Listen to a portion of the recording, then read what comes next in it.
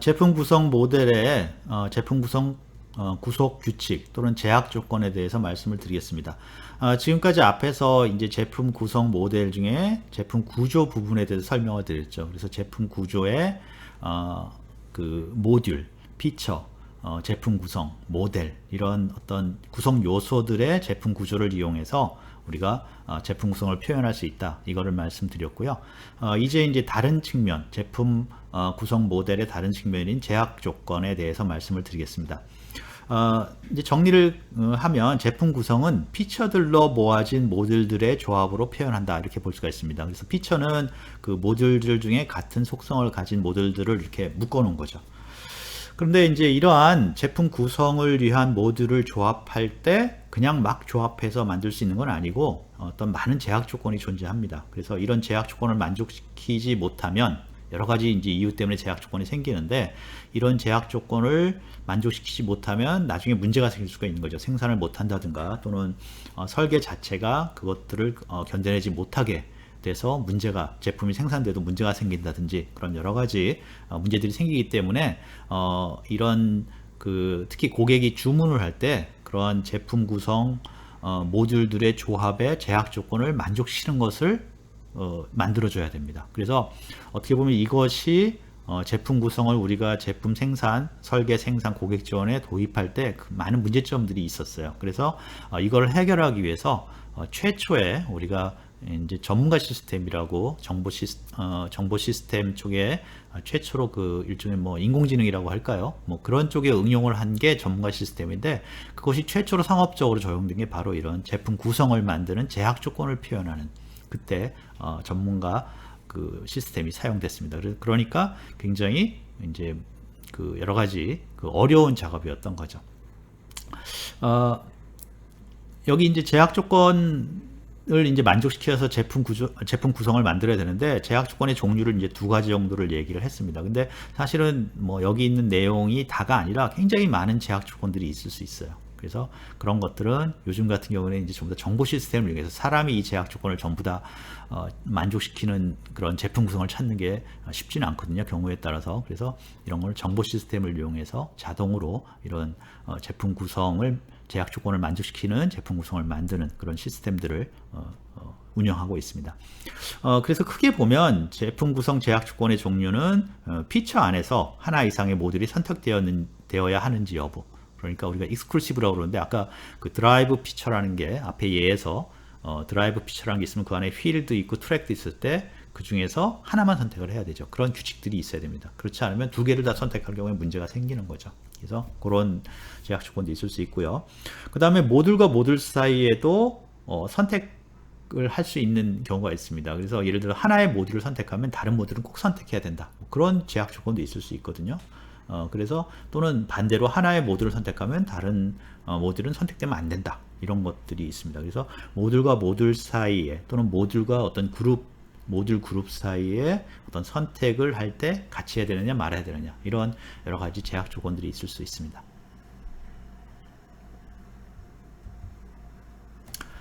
그래서 우리가 그 뭐 모든 경우를 다 알아볼 수는 다 알아볼 수는 없고 예를 하나를 통해서 이러한 어떤 식으로 제품 구성을 위한 제약 조건이 표현되고 사용되는지를 알아보겠습니다. 그래서 이거는 간단한 자동차에 관한 이제 예입니다. 그래서 여기 보면 엔진이라는 게 있죠.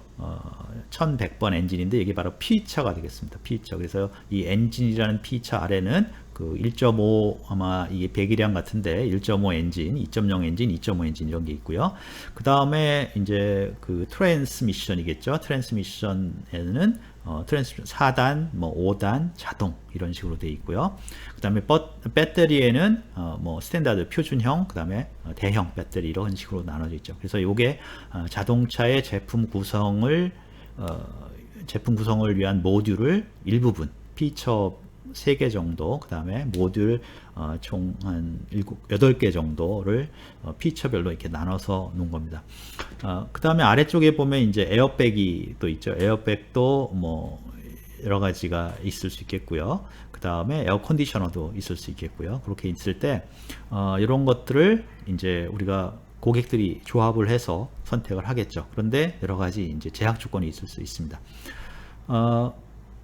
다음 그림에 보면 이제 제약 어떤 수식이 나타나는데 이게 이제 대표적인 제약 조건 표현 방식입니다. 그래서 굉장히 복잡한 것이 많을 수 있는데 우리는 그것들을 다 알아보지 않고 그 중에 하나만 한번 살펴보겠습니다. 그래서 1번 제약 조건은 무슨 뜻이냐면 1110번이라는 그 코드를 잡았습니다. 1110번이라는 것을 사용하려면 그런 뜻입니다. 그래서 1110번이 엔진 1.5리터짜리입니다. 작은 엔진이네요. 그걸 선택하면 그럼 이제 거기에 이면이라는 표시가 이제 수학적으로 표시가 되어 있고요.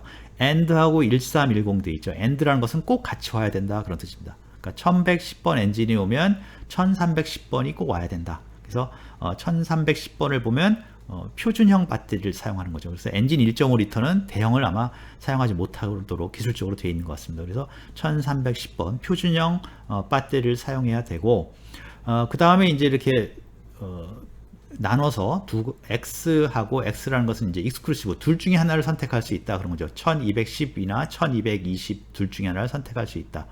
그래서 우리가 트랜스미션 4단이나 5단을 선택할 수 있다. 그래서 보면 이제 1230이 오토 트랜스미션인데 자동 변속기인데 그거는 우리가 엔진 1.5리터를 사면은 그걸 선택하면 이제 쓸 수가 없는 게 되죠. 둘 중에 하나, 4단이나 5단 중에 하나를 선택할 수 있다 그런 뜻이고요. 그 다음에 다시 이제 구분자가 있고 물결 표시 니게이션이죠. 그러니까 아니다. 1510번은 올 수가 없다. 1510번은 우리가 에어컨디셔너입니다. 아마 그 용량이 작아서 엔진이 용량이 작아서 에어컨디셔너를 붙일 수 없는 모양입니다. 그래서 이런 식으로 어떤 걸 선택했을 때 그거에 따른 어떤 조건들을 표현을 할 수가 있습니다. 논리적 조건들을. 그래서 이렇게 표현을 쭉 해 나가서 쭉 이제 모든 표현을 다 하는 거죠. 그래서 우리가 어떤 걸 우리가 이 조건에서 이 제품 구성 모델에서 자동차를 하나 선택을 하려고 그러면 이 조건들을 다 만족해야지만 이제 우리가 완성된 우리가 그거를 이제 그 밸리드한 제품 구성이라고 그러는데 우리가 유효한 제품 구성을 만들어낼 수 있는 거죠.